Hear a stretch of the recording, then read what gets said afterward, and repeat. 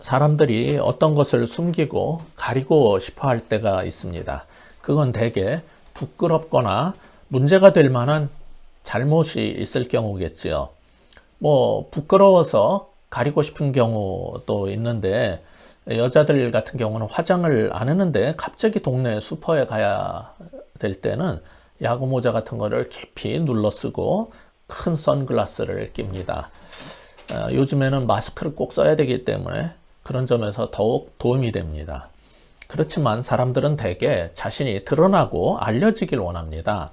어느 정도냐면 지나가다가 뉴스 촬영 현장이 보이면은 그 리포터 뒤에, 기자 뒤에 가서 V자를 그리면서 막 흔들고 나 TV에 나왔어 그러면서 좋아라고 하는 사람들이 있습니다. 아이들이나 젊은 사람들 가운데 좀 많이 그럽니다. 그러나 나이 든 사람이라도 조금만 능력이 있으면은 다른 사람들이 나를 알아봐 주기를 원하고 유명해지기를 바라고 자기 이름 석자를 남기기 위해서 애를 씁니다. 그런데 드물지만은 능력이 있고 유명해져도 그것을 피하는 사람이 있어요. 오늘은 그런 사람 한 분에 대해서 살펴보고 왜 그러는지 알아보려고 합니다. 우리 21절 같이 한번 읽어보시겠습니다. 21절입니다. 시작. 그들이 가버나움에 들어가니라. 예수께서 곧 안식일에 회당에 들어가 가르치심에. 여기서 그들이 누구냐면은 예수님하고 주님께서 부르셨던 4명의 제자들이었어요. 여기 가버나움은 그 당시에 동서무역로 상에 있었던 도시였기 때문에 세금 징수를 위한 세관이 있었고, 그러다가 보니까 치안을 위해서 로마 군대가 주둔해 있었습니다. 유대인들은 거기서도 큰 회당을 지어서 신앙을 지켰고, 이 가버나움은 앞으로 예수님의 갈릴리 사역의 중심지로 부상하게 될 지역입니다. 그런데 21절에 보면은 예수님께서 안식일에 회당에 들어가 가르치셨다라고 하는데, 유대교에서는 누구든지 율법에 능한 분이라면 회당장의 허락하에, 초청하에 말씀을 전할 수 있었기 때문에 요즘처럼 목사 안수를 안 받아도 신학교 안 나와도 할 수 있었단 말이에요. 그래서 예수님이 가르치실 수 있었어요. 사실 예수님도 그 당시에는 오늘식으로 말하자면은 목사가 아니라 평신도에 해당할 겁니다. 제사장으로 임명받은 그런 사람이 아니거든요. 그런데 이렇게 회당에 갔을 때 말씀을 전해달라고 청함을 받았다는 것은 이미 예수님의 가르침이 굉장히 놀랍게 뛰어나게 좋았다라는 소문이 이미 퍼져 있었음을 암시하고 있는 겁니다. 그래서 그곳에서 설교를 했습니다. 그랬더니 어떤 일이 일어났어요? 22절 같이 읽어보겠습니다. 시작. 뭇사람이 그의 교훈에 놀라니 이는 그가 가르치시는 것이 권위 있는 자와 같고 서기관들과 같지 아니함일러라. 역시 예수님의 가르침은 큰 반향을 불러일으켰습니다. 사람들은 지금까지 듣던 서기관, 즉 그 율법사라고도 번역이 됐지만은 신학자들입니다. 그리고 교수나 목사에 해당하는 랍비들의 전통적인 가르침과 다른 무언가가 그 가운데 있다는 것을 감지했어요. 그런데 마가는 예수님의 가르침의 내용이 어땠길래 이렇게 정말 달랐는지 그 내용에 대해서 전혀 소개해 주지 않습니다. 성경은 그 가르침에 어떤 점이 심오했는지가 아니라 예수님은 세상을 바꿀 어떤 권능이 있다는 사실을 보여주려고 합니다. 그래서 예수님의 가르침이 서기관, 즉 유대교 율법학자들과 근본적으로 다른 권위 있는 가르침이라고 한 이유를 그 다음에 나오는 귀신이 쫓겨난 사건하고 연결시켜 버립니다. 그게 23절입니다. 23절도 같이 읽습니다. 시작. 마침 그들의 회당에 더러운 귀신 들린 사람이 있어 소리질러 이르되. 여기서 귀신 들렸다는 것은 하나님의 형상대로 지음을 받은 인간의 인격 중심이 더러운 영에 의해서 강점되고 통제되고 지배되는 상황을 말합니다. 따라서 귀신 들린 사람을 고친다는 것은 무슨 말이겠어요? 그 악한 영의 지배에서 해방을 시켜서 하나님의 형상대로 창조된 원래 인격적 존재로 회복시키는 것을 말하는 겁니다. 그런데 본문에서 이 귀신 들린 사람이 있는 곳이 지금 어디입니까? 놀랍게도 회당입니다. 회당은 하나님 말씀이 낭독되고 기도하고 예배하는 오늘날의 교회와 같은 곳인데, 그 거룩한 곳에 귀신이 있었다는 사실이 어떤 사람들에게는 충격일지도 모릅니다. 그리고 회당에 더러운 귀신 혹은 악한 영에 사로잡힌 사람이 있다는 것은 지금도 교인들 가운데, 교회 안에 예배드린다고 앉아있는 교인들 가운데에도 악한 영에 사로잡힌 혹은 귀신 들린 사람이 있을 수 있다는 얘기입니다. 그러니까 여러분, 예배 열심히 드리는 장로, 권사라고, 아니 목사라고 아무나 믿고 따르면 안 되는 겁니다. 성경 읽고 기도하고 예배 드리는 것이 그 사람이 하나님의 자녀됨의 증거는 아니기 때문입니다. 그냥 그것은 종교 생활로 할 수 있는 겁니다. 그럼 뭐가 중요한 거예요?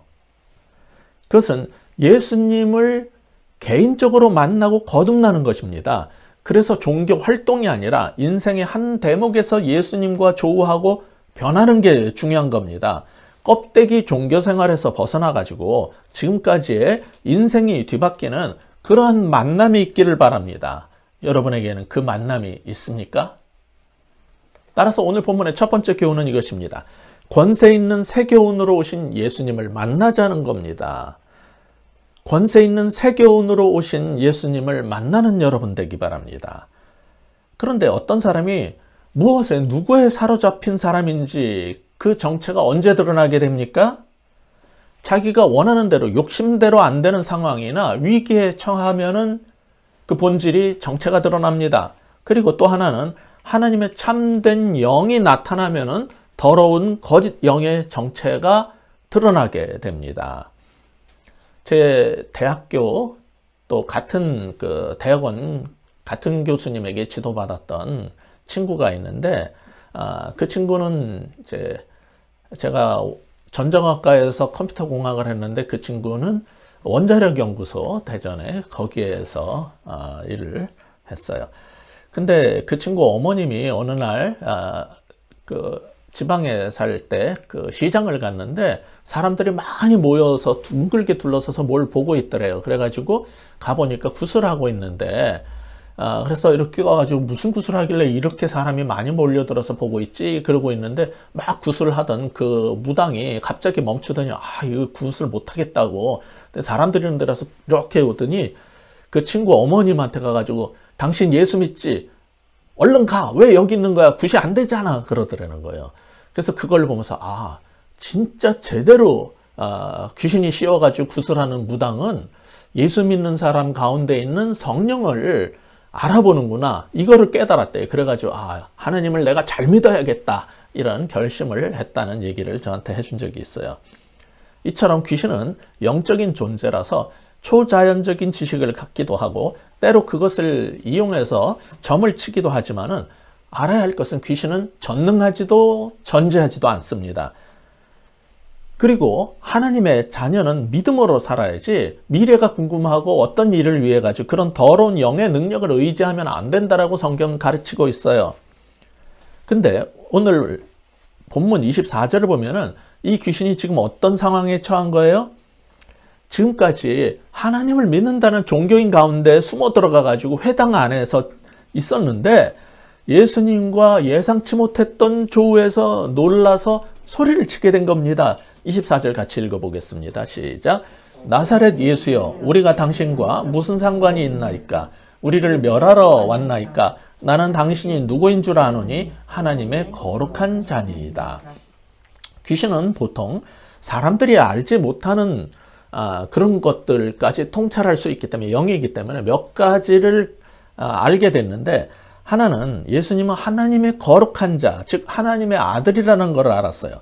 그리고 예수님은 악한 귀신들을 멸하러 왔다라는 것을 알았어요. 여기서 왔다라는 말은 여기가 아니라 다른 어디서 오셨다라는 말인데, 그것은 예수님이 이 땅에서 난 존재가 아니라 하늘로부터 온 존재란 뜻입니다. 이것은 보통 사람들이 알 수 없었던 예수님의 정체에 대한 사실을 이 영적 존재를 통해서 독자에게 확인시켜 주려는 마가의 문학적 장치인 것입니다. 그런데 그 더러운 귀신 혹은 악한 영은 예수님께서 자기 앞에 딱 오셨을 때 한 가지 더 중요한 것을 깨달았어요. 지금까지 자신들이 장악하고 있었던 모든 영역을 포기하고 쫓겨날 수밖에 없다는 것을 감지한 겁니다. 그래서 당혹감에 소리를 지르면서 난리를 치기 시작한 거예요. 드디어 빛과 어둠의 충돌이 시작된 겁니다. 요즘 교회에서도 그렇습니다.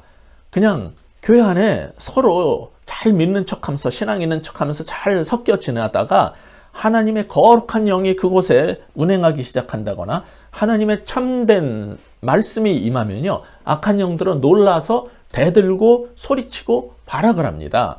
자신들의 지배 영역이, 힘을 쓸 수 있는 영역이 사라지고 결국은 내쳐진다는 것을 감지하기 때문입니다.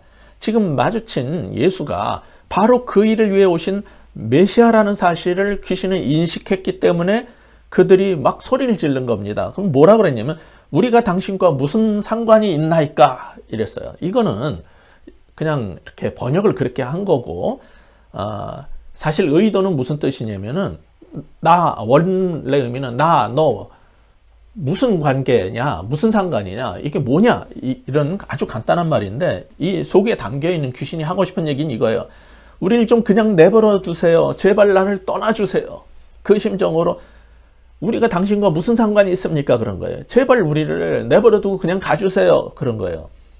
이처럼 예수님께서 하나님 나라를 이 땅에 가져온 결과로 사탄의 통치가, 사탄의 어둠의 나라가 무너지기 시작한 겁니다. 이게 바로 기쁜 소식, 복음인 겁니다. 주님은 악한 영이 하나님의 형상대로 지금 받은 인간을 지배하고 또 말씀 읽고 기도하고 예배드려야 할 회당을 더럽히도록 그냥 내버려 둘 수가 없었어요. 그래서 우리를 그냥 놔두세요 라는 요구를 허락하지 않고 단호하게 명하셨어요. 25절 같이 읽어보겠습니다. 시작. 예수께서 꾸짖어 이르시되 잠잠하고 그 사람에게서 나오라 하시니. 근데 조금 이상한 게 있어요. 이 귀신이 지금 무슨 소리 했냐면, 당신은 거룩한 자입니다. 하나님의 거룩한 자입니다. 당신은 하나님의 아들입니다. 이 얘기를 했는데 그건 팩트란 말이에요. 근데 팩트를 말하는데 왜 잠잠하라 그래요? 왜 꾸짖어요?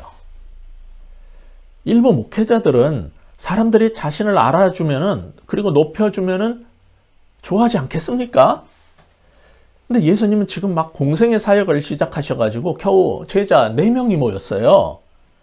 근데 복음을 전파하고 큰 일을 하려면은 자신이 평범한 랍비가 아니라 능력의 종이고 하나님의 아들이라는 사실이 알려지면 사람들이 몰려들어가지고 큰 교회를 세울 수 있을 텐데 도대체 왜 잠잠하라고 하신 것일까요? 이거 이상한 일입니다. 다들 교회도 목회자들도 자신을 알리려고 밖에다 커다란 간판도 달고 신문이나 TV에 광고를 내고 SNS를 다 동원하는데 말입니다. 특히 이렇게 귀신처럼 영적인 존재가 내 가치, 나의 위대함을 알아주면 효과가 훨씬 좋을 텐데 왜 잠잠하라 그런 걸까요? 그 이유가 궁금하시겠지만은 본문 마지막 34절을 다룰 때까지 잠깐 기다려 주시기 바랍니다. 먼저 25절에서 예수님께서 귀신들에게 쓸데없는 소리 하지 말고 나오라고 명령을 하시자 어떻게 됐어요? 26절 같이 읽겠습니다. 시작. 더러운 귀신이 그 사람에게 경련을 일으키고 큰 소리를 지르며 나오는지라. 귀신은 자신이 장악하고 있던 사람에게 마지막 발악을 해서 경련을 일으켰지만은 결국은 큰 소리를 지르면서 쫓겨나고 말았어요. 예수님의 한마디에 그 사람을 지배하던 더러운 영이 굴복하고 순종한 것입니다. 나중에 뒷부분에 나오는 31절에서 예수님이 명하시자 열병도 떠납니다. 이렇게 예수님이 명령하시면은 악한 영들도 귀신들도 다 굴복하고 순종합니다. 그런데도 여전히 어떤 사람들은 그 악한 영의 손아귀에 머물고 하나님의 이름을 부르면서 동시에 자신의 욕망을 이루기 위해서 여전히 더러운 영하고 손잡고 동맹으로 삽니다. 이게 도대체 뭐하는 짓들인지 모르겠어요. 하나님께서 명하시면은 더러운 영도 순종하는데 우리도 주님이 말씀하시면은 순종해야 하지 않습니까? 근데 왜 그 더러운 영과 손잡고 계속 그렇게 삽니까? 오늘 본문이 그래서 우리에게 원하는 두 번째 교훈이 있어요. 무엇입니까? 권세 있는 새 교훈으로 오신 분에게 순종하자는 거예요. 권세 있는 새 교훈으로 오신 분을 만나면은 우리는 순종해야 하는 것입니다. 마가복음은 귀신이 어떻게 쫓겨나는지는 자세히 다루지 않습니다. 다만 예수님의 가르침의 그 권세가 바로 이 귀신 축출 사건하고 관련이 있다는 것을 설명한 다음에 그 사건을 본 예수님의 권세 있는 가르침을 본 사람들의 반응으로 그냥 넘어갑니다. 그것이 27절이에요. 같이 읽어보겠습니다. 시작. 다 놀라 서로 물어 이르되 이는 어찌미냐 권위 있는 새 교훈이로다. 더러운 귀신들에게 명한즉 순종하는도다 하더라. 여기 이 사람들은 귀신이 쫓겨나는 걸 보면서 지금까지 자신들이 보고 들었던 서기관이나 랍비들의 설교와 달리 예수님에게는 뭔가 다른 것이 있다는 것을 인지했어요. 그리고 그것을 권위 있는 세교훈이라고 말했어요. 서기관들의 가르침은 특징이 뭐냐면 본질적으로 지금까지 쌓아올려왔던 지식의 토대, 즉 신학의 토대 위에서 논리성을 기반으로 연구하고 토론하면서 찾아낸 진리를 가르치는 방식이었어요.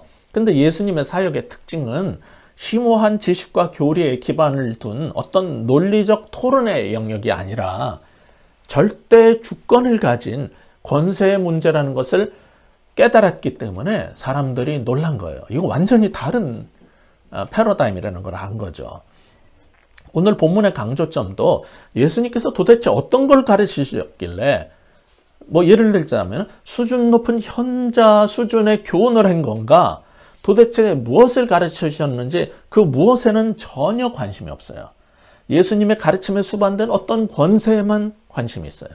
게다가 예수님께서 귀신을 쫓아낼 때는 전통적인 구마사들처럼 어떤 부적을 사용하거나 주문을 외우지도 않고 그저 한마디 명령으로 귀신아 나가라 그러면 귀신들이 무력화되고 그냥 순종했다는 것만 보여줍니다. 이처럼 22절에 이어서 27절에서 예수님을 권세 있는 세교훈을 가져오신 분으로 두 번이나 계속 제시한 것은 그분이 도대체 누구인지를 생각해보고 그걸 알았다면 이제 그럼 어떻게 할지 결정하라는 겁니다. 사실 예수님께서 명하시면은 귀신도 순종하는 이런 권세를 가지신 분인데 그런 존재는 세상에 하나님밖에 없어요. 그러면은 이게 뭐냐는 거죠. 심오한 신학적 교리를 앞세우는 건 사람들이 하는 일이고 인간의 모든 토론을 넘어서서 사탄의 통치를 무력화하고 축출시켜버리는 것은 하나님뿐이란 말이에요. 이런 존재를 만나게 되면 어떻게 해야 할지를 결정하라는 거예요. 근데 사람들의 반응은 무엇이었습니까? 22절에서 본 것처럼 27절에도 똑같이 사람들이 다 놀랐다고 말해요.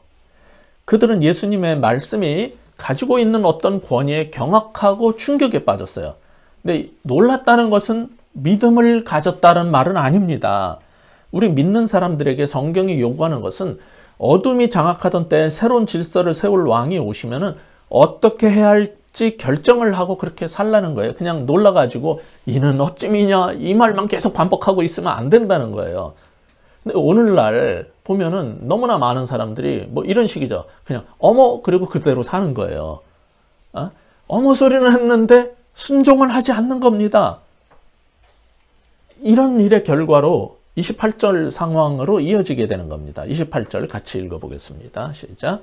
예수의 소문이 곧 온 갈릴리 사방에 퍼지더라. 흥미로운 이야기를 좋아하는 호사가들의 입을 통해서 예수라는 분이 오셨는데 나사렛 출신이 귀신도 쫓아내고 막 병도 고친다 이런 소문이 쫙 급속히 확산돼 버린 거예요. 회개하고 예수님을 믿어가지고 새 질서 가운데 들어가는 게 아니라 예수님에 대한 소문만 사방에 퍼진 겁니다. 사실 이거는 주님께서 원하신 것이 아니었어요. 주님은 귀신이 예수님의 정체에 대해서 떠버리는 것을 막으셨지만 숨기려 해도 숨길 수 없는 게 있고요.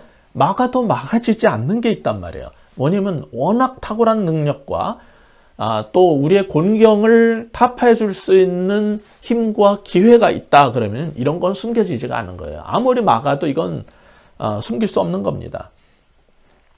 그냥 소문이 파다하게 퍼지는 것은 막을 수가 없었어요. 자, 그 다음에 29절 같이 읽어보시겠습니다. 시작. 회당에서 나와 곧 야고보와 요한과 함께 시몬과 안드레의 집에 들어가시니. 여기서도 이상한 게 있어요. 여러분이 이것을 읽으셨겠지만은 항상 성경을 읽을 때 왜 그럴까 그리고 여기서 말하라는 것은 무엇인가라는 그것을 항상 마음속에 품고 본문을 읽고 묵상해야 될 것입니다. 여기서 이상한 거는 이미 앞에서 예수님께서 나를 따라오너라 그래가지고 18절부터 20절에서 보듯이 시몬과 제자들은 집과 가족과 생업까지 버리고 다 따라 나섰어요. 근데 왜 갑자기 시몬의 집으로 도로 가냔 말이에요. 굉장히 이상하지 않습니까? 근데 보면은 저만 이런 걸 이상하게 생각하지, 이런 걸 이상하게 생각하고 이런 걸 얘기하지 않더라고요. 그냥 믿으라 그러면 믿습니다만 할 줄 알지, 이게 왜 그럴까? 이런 걸 생각하면 믿음이 없어진다고 생각하는데 아니에요. 자꾸 질문을 던지고 성경이 말하려는 답을 찾을 때 참된 믿음이 생기는 겁니다. 자, 우리는 예수님께서 부르시면 다 버리고 제자의 길로 따라 나선다 할 때 이걸 어떤 개념으로 받아들이냐면 한국 사람들은 불교에서 출가하는 걸로 생각을 합니다. 그래서 속세와의 인연을 끊듯이 부모와 가족을 버리는 것으로 여기는 경향이 있어요. 근데 사실 기독교에서는 출가가 아니라 하나님의 소명을 받고 제자의 길을 걷는 건데, 기독교의 소명은요 불교의 이 출가하고 좀 다릅니다. 자, 어떤 점에서 다른지 그것도 여러분이 한번 생각해 보시면 좋을 것 같아요. 우선 30절, 31절 같이 읽어보겠습니다. 시작.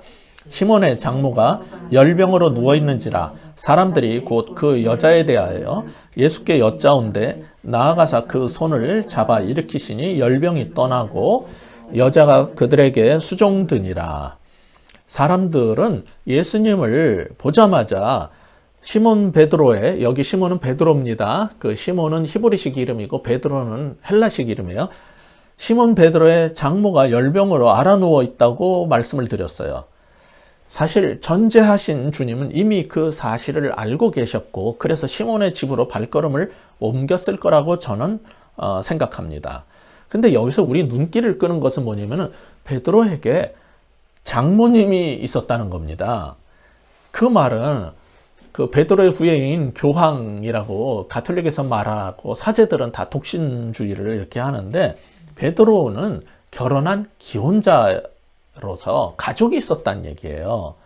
그러니까 시몬 베드로도 야고보와 요한 못지않게 배와 그물과 부모까지 버리고 갔다 그러는데, 시몬은 그냥 그물을 두고 떠났다 이렇게만 했는데 시몬도 사실 가족을 다 버리고 떠난 거예요.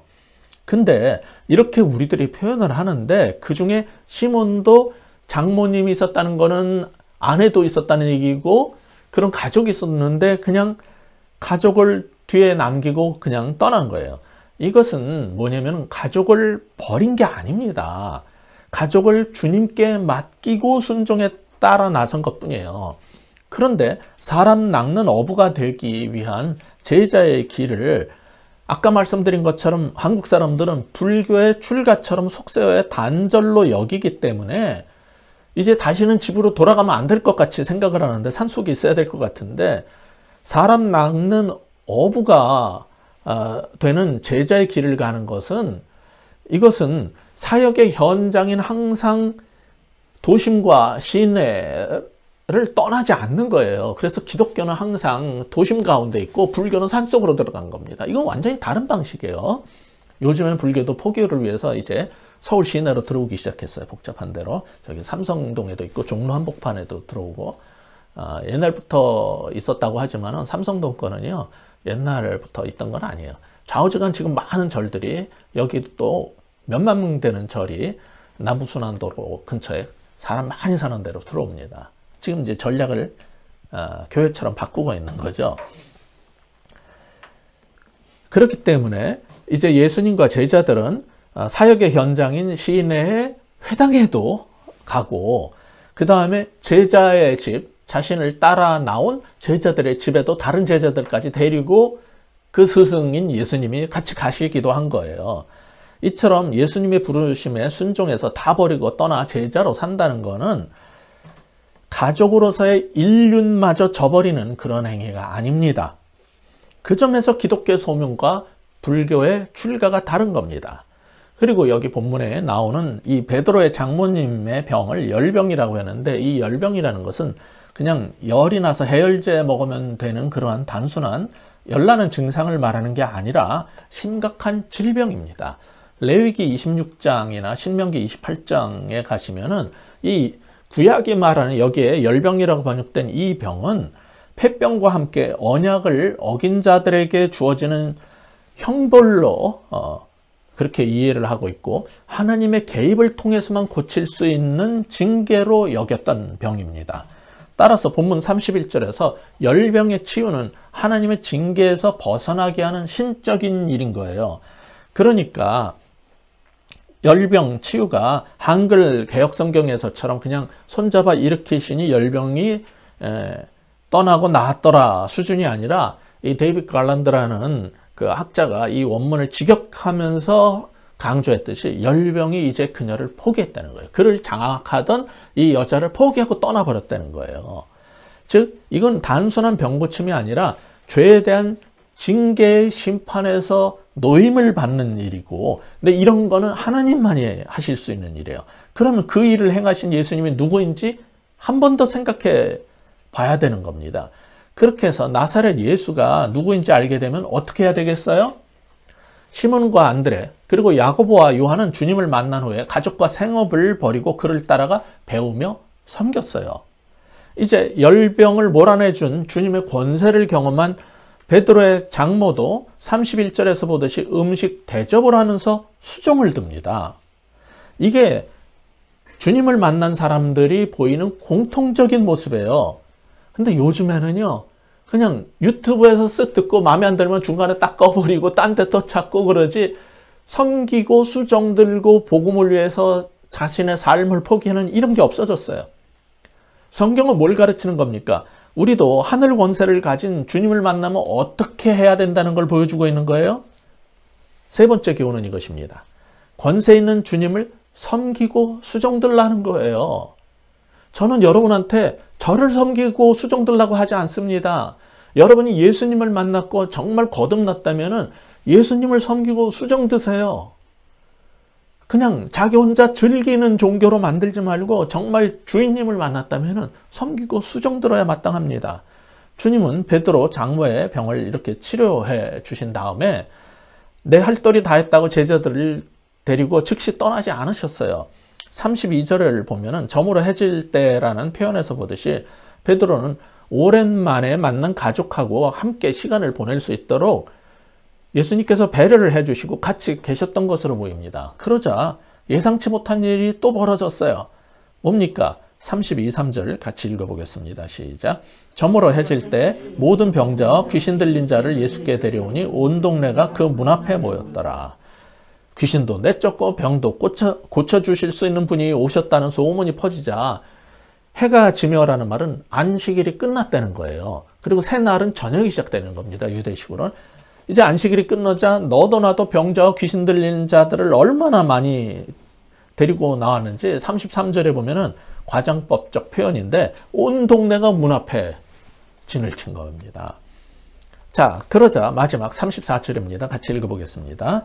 예수께서 각종 병이든 많은 사람을 고치시며 많은 귀신을 내쫓으시되 귀신이 자기를 알므로 그 말하는 것을 허락하지 아니하시니라. 예수님은 매정하신 분이 아니었기 때문에 병든 사람들하고 귀신 들린 사람들을 많이 고쳐주셨어요. 그런데 또 무슨 일이 벌어졌냐면 아까 앞에서 본 것처럼 귀신들이 예수님이 누구인지에 대해서 자꾸 말하는 거예요. 그걸 막 퍼뜨려 주는 거예요.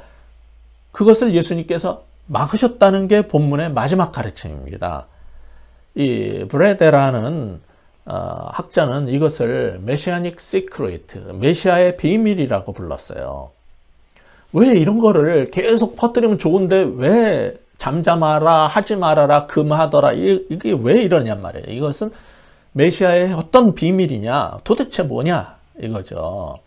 25절에서도 예수님의 정체를 떠버리는 귀신들에게 잠잠하라. 34절 지금 읽은 것에서는 그 정체를 알리는 것을 허락지 않으셨다.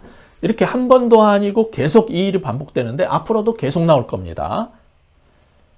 도대체 왜 그러시는 거냔 말이에요. 지금도 교회 안에는 자신이 얼마나 성경부를 많이 했는지, 얼마나 많은 제자 훈련을 받은 사람인지를 드러내고 자랑하면서 인정받기 원하고 자신을 알아주기 바라는 사람들이 많습니다. 그리고 어떤 신학자들은 신앙 고백과 교리 교육이 중요하다라고 외칩니다. 그런데 오늘 본문을 보시면은 어떤 사람도 알지 못할 영적인 비밀을 알고 귀신이 그 사실을 사람들한테 막 알려주는데 주님께서 그거를 막으시는 이유가 뭐냐는 거예요. 먼저 우리가 알아야 될 것은 예수님이 누구인가에 대한 인식과 입술만의 신앙 고백은 구원받는 믿음과 관계가 없다는 겁니다. 야고보서 2장 19절을 보시면은 내가 하나님은 한 분이신 줄 믿느냐 잘하는도다 귀신들도 믿고 떠느니라고 합니다. 그런 거 좋아하는 사람들은 신선한 설교와 새로운 가르침을 줄 목사를 찾아다니는데 그런 새로운 교훈이 아니라 그냥 새로운 가르침이 아니라 권세 있는 세교훈을 가지신 예수님을 만나고 예수님과 부딪혀야 되는 겁니다. 그리고 이 당황한 더러운 귀신처럼 당신은 하나님의 거룩한 분이십니다. 근데 우리를 멸하러 오셨습니까? 우리를 멸하러 오셨군요. 라는 탄식이 터져나오면서 자신의 죄와 심판에 직면해야지 변할 수 있는 겁니다. 진리의 빛이신 예수님의 복음 앞에서 회개하고 거룩해지기를 선택하지 않고 변하지 않는 영들의 공허한 고백, 죄 가운데 그저 그대로 살면서 세상의 권세와 돈과 명예를 탐하는 더러운 영에 사로잡힌 사람들은 하나님 나라와 관계가 없는 사람들입니다. 주님은 더 이상 신앙 고백으로 폼 잡지 말고 그 더러운 입으로 하는 찬가를 그만두고 그 아는 체하고 잘난 척하는 입을 다물어라 그러시는 거예요. 정말 예수님을 만났다면 그 일에 자신을 드리고 동참을 해야지 새로운 성경 지식과 기적에만 관심을 보이는 사람들은 하나님 나라와 상관이 없는 사람들이란 말이에요. 그들은 축복이라는 이름으로 돈 잘 벌고 큰 집에 살고 좋은 차 타고 좋은 옷 입고 비싼 거 먹고 더욱 유명해지려고 자신도 모르는 사례에 더러운 영에게 자기 영혼마저 팔고 있는 겁니다. 그들은 귀신을 쫓아내는 구마사와 불치병을 고치는 기적에 관심은 갖지만 자신의 우상을 지적을 하고 자신의 돈줄과 그런 것들이 막히게 되고 자신의 문제점이 지적되면 예수님도 사도들도 공격하고 덤비고 싸우고 없애려고 드는 사람들입니다. 이런 더러운 영의 일은 아무리 숨기려 해도 언젠가는 다 드러나고 심판받게 되어 있습니다. 반대로 예수님께서 거룩한 하나님의 아들이요 권세 있는 존재라는 것은 귀신들이 떠벌리지 않아도 언젠가는 밝혀질 진리입니다. 언젠가 그 사실은 환하게 드러나게 될 것입니다. 그때가 언제인지 마가복음은 앞으로 계속 얘기할 것입니다. 중요한 것은 이거예요. 이런 사실을 단지 입술로 떠버리는 것에 그치지 말고 그분을 믿고 순종하고 따르고 수종들라는 것입니다. 그분을 내 발길을 돌이켜서 따르고 순종하고 말씀하신 말씀대로 살고 그리고 그분을 수종들고 섬기는 이것이 참된 신앙이라고 성경은 가르쳐주고 있는 것입니다. 여러분은 그렇게 사실 수 있습니까? 같이 기도하시겠습니다. 하나님 아버지, 많은 사람들이 오랫동안 교회를 잘 다니면서 신앙생활을 열심히 한다고 말합니다. 그러나 그 가운데 불신자들이 그런 사람들에게 사기를 당하고 어려움을 겪었다는 소리가 끊어지지 않고 또한 항상 앞에 서서 거룩한 척하면서 설교하는 목회자들한테 고통을 겪는 사람들도 있습니다. 하나님, 참된 영으로 참된 진리 가운데 정말 양떼들을 인도하는 하나님의 참된 목자가 어디에 있는지 볼 수 있는 분별력을 갖게 하여 주옵소서. 그리고 목회자에 대해서 비방하고 욕하고 대들기 전에 자신들의 심령을 돌아볼 수 있는 마음 갖게 하여 주옵소서. 거룩한 하나님의 영과 맞닥뜨려졌을 때 나를 멸하러 오셨군요 라고 정말 탄식하면서 결국은 저항하다가 하나님의 권세 앞에서, 하나님 나라 앞에서 쫓겨나는 그러한 더러운 영들처럼, 귀신들처럼 하나님, 우리 주변에 많은 정말 종교인들 가운데서 악한 영에 사로잡혀 있고 더러운 영에 사로잡힌 자들의 그 악한 영들이 떠나게 하여 주시옵소서. 더러운 영들이 떠나게 하여 주시옵소서. 그런 악한 영들이 전부 지옥불 속에서 영원히 처벌받는 그것을 보게 하여 주시옵소서. 참된 하나님의 사람들이 더 이상 눈물로 고통받고 정말 통곡하지 않고 속히 악한 자들이 심판받고 하나님의 백성들이 정말 축복받는 그러한 삶이 이 나라가, 이 세상 가운데 하나님의 나라가 서게 하여 주시옵소서. 그 일에 쓰임받는 우리들 되게 하여 주시고 이 놀라운 복음을 전파할 수 있는 모두가 되게 하여 주옵소서. 주께서 우리를 부르실 때 정말 순종하고 나아갈 수 있는 우리들 되게 하여 주시옵소서. 하나님도 붙잡고 세상 손도 놓지 못하는 이 어리석은 삶에서 벗어나게 하여 주시고 온전히 주님을 따라서 순종하며 나아가는 제자들 다 되게 하여 주시며, 아버지여, 정말 주님만 섬기고 수종될 수 있는 모든 주의 백성들 다 되게 하여 주시옵소서. 예수 그리스도의 이름으로 간절히 기도하며 하나님께 구했습니다. 아멘.